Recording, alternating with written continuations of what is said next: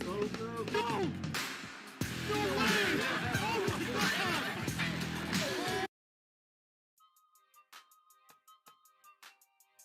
Some of y'all didn't grow up playing the SmackDown vs. Raw games, and it really shows. These games were our childhoods, these were the games we grew up playing, and these were the games we begged our parents to buy. Hell, these were the games that got us into rock music.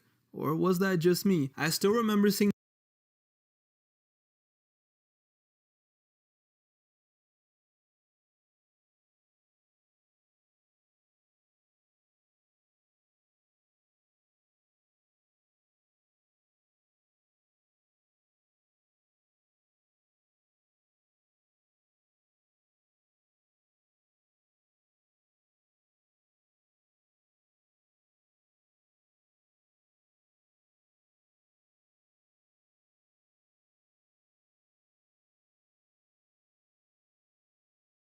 the first SmackDown vs. Raw commercial and just being like, okay, I'm ready. And then year after year, I just started collecting these games like they were the damn Dragon Balls. I already reviewed all of these games, so I thought, why not rank them? Let's take a look at the SmackDown vs. Raw video games ranked from worst to best. Now, none of these games are bad. Like, I can still sit down and play any of these games and have fun, so it's not like the worst ones are games I would use to torture someone. Nah, that's what 2K20 is for. Anyway, let's get into it. Number 7, SmackDown vs. Raw 2009.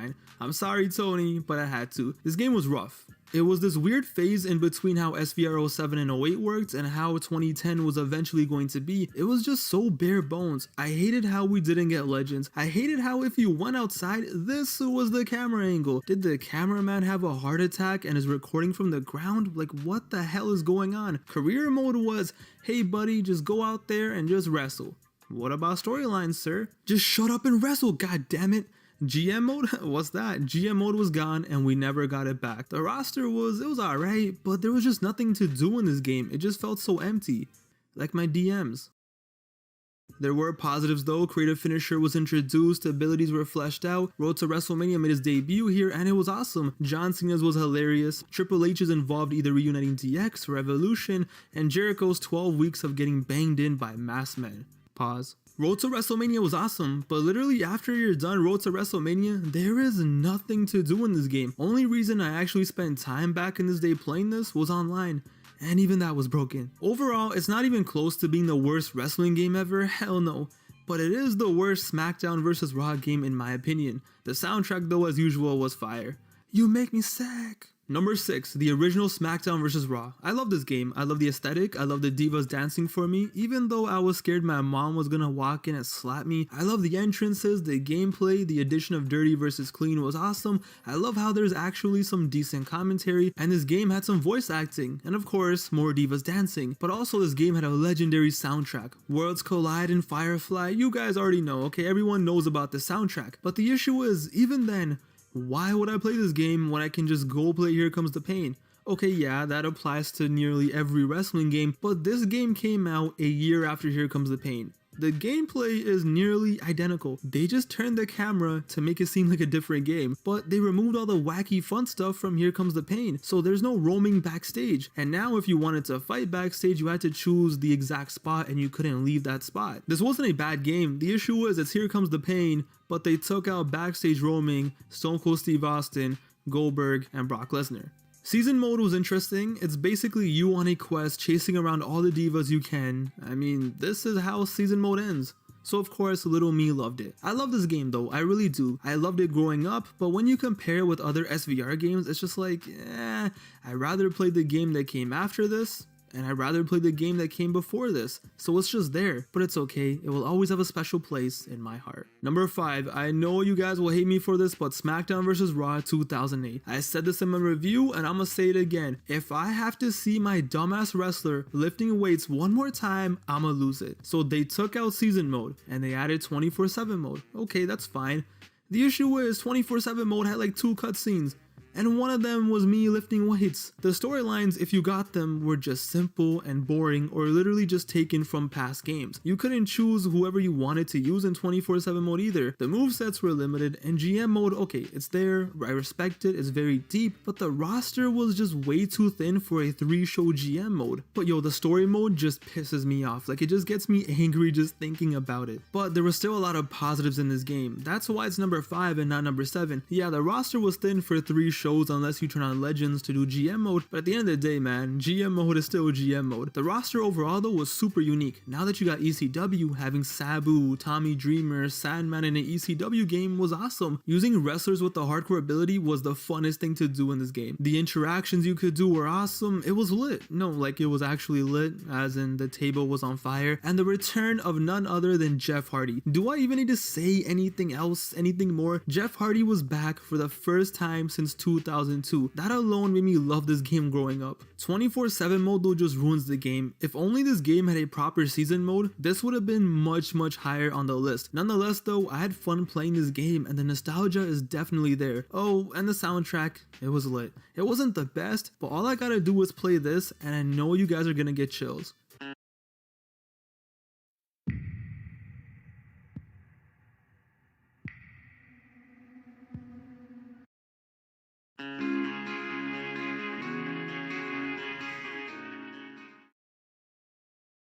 Number 4, SmackDown vs. Raw 2010. Now, between this and 08, I don't mind swapping them, but I must say I prefer 2010. This came out right after 2009, so Road to WrestleMania was back, and even better, unique, and just much more deeper storylines. You got heel Edge finessing the system, manipulating Maria, being the ultimate heel, Shawn Michaels, Triple H, even your own created superstar had a Road to WrestleMania, and of course, Mickie James. But what I love about this game, as I said in my review, is the creation suite. Create your wrestler, which looks better than ever, create your moveset with their own custom finisher, standing and diving, create your entrance, and hell, create your own story. With this game, you legit never ran out of content because you can just keep making your own stories, and this game was also the first one to have community creations, so you could just download countless stories and never run out of content. The roster was awesome, the creation was awesome, the presentation was awesome, gameplay was elite, Road to WrestleMania was good, the camera angles was fixed so you can actually wrestle outside, superstar threads, paint tool. This game is legendary. Oh, and that soundtrack, sick puppies, you're going down, monster. But hey, if you want to switch this and SVR 08 around, I ain't mad at you. Got nothing but love for you. Do your thing, boy. Number 3, SmackDown vs. Raw 2006. This one was hard. Like, this hurt, because this game right here, I played this game like my life depended on it. And there is legit nothing wrong with this game, it's just that the other two are just as elite. Of course, the iconic Teddy Long storyline, but this game is just perfection. It captures the era so perfectly. You got the two faces of the company at the time on the cover, you got all the match types you can imagine, Buried Alive was fun, a fully voiced season mode with so many storylines, and the voice acting wasn't even bad. SmackDown vs. Raw. The roster was so stacked, the legends are awesome, the storylines were so memorable, and the gameplay was elite. It slowed down the Here Comes the Pain and SVR gameplay into something more realistic, but it didn't miss a beat. We had title matches and exhibition, and when this game came out, it just felt like such a huge step up from SmackDown vs. Raw. And this was the game that gave us GM mode. What more do I even need to say? This game had it all, from the locker room to the soundtrack, which was once again great. The Broken is one of my all-time favorite video game songs ever. I just love this game. The time period, the game itself, just everything about this. Just take me back, man. Just take me back. Number 2. Well, there are only 2 games left, so which one could it be? It's SmackDown vs. Raw 2011. SVR 11 didn't have the luxury of coming out during my favorite years of watching WWE, the Ruthless Aggression era. It didn't even have GM mode. It didn't even have a proper soundtrack. Instead, we heard Cody Rhodes' damn theme all day, every day. But yo, this game somehow brought me, and I'm sure all of you, so much fun. The physics were amazing, the graphics were legendary, the weapons, the mayhem, everything was just so fun. TLC matches 24/7 and somehow they always felt fresh. Simulation based gameplay, yes, but still arcadey enough to wild out. Road to WrestleMania with all the wild storylines you wanted, time machines and all the creation stuff from 2010 carries over. You know how they took Here Comes the Pain and they made SVR, which was a downgrade somehow? Here they took SVR 2010 and actually worked on it to make it GOAT material. This game didn't have GM mode, but they brought us universe mode, which somehow had more cutscenes in 2011 than 2K20 does. This game is timeless. It came out 10 years ago, but when I made my review and I was getting gameplay for this, it blew my mind like, yo, this game really came out 10 years ago, because this game aged like fine wine.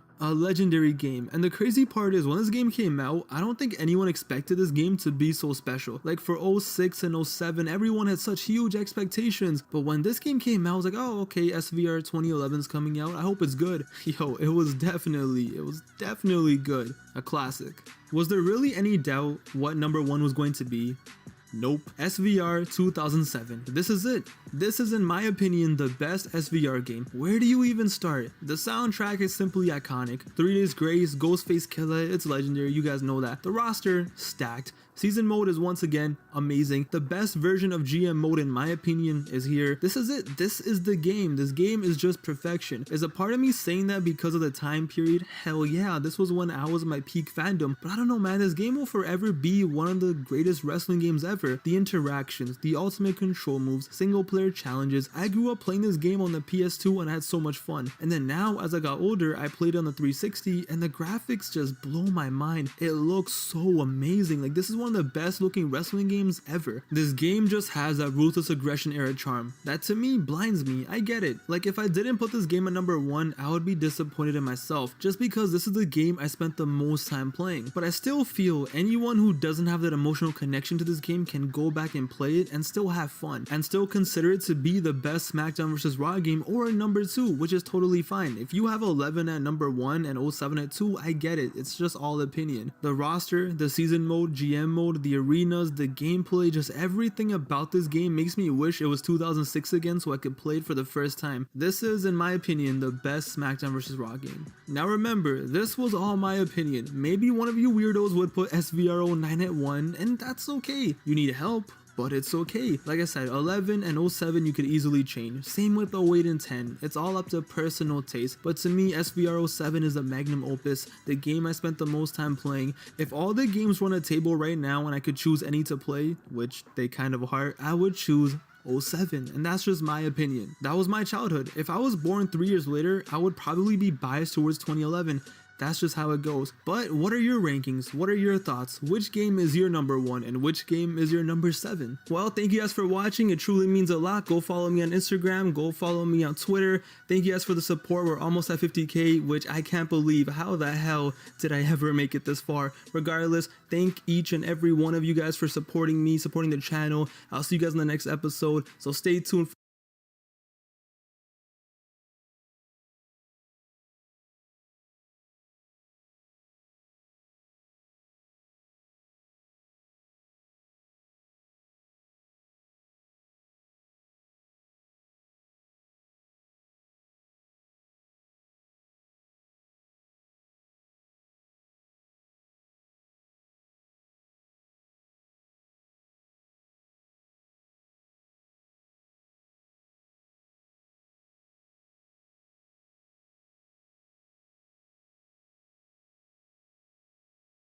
For more content.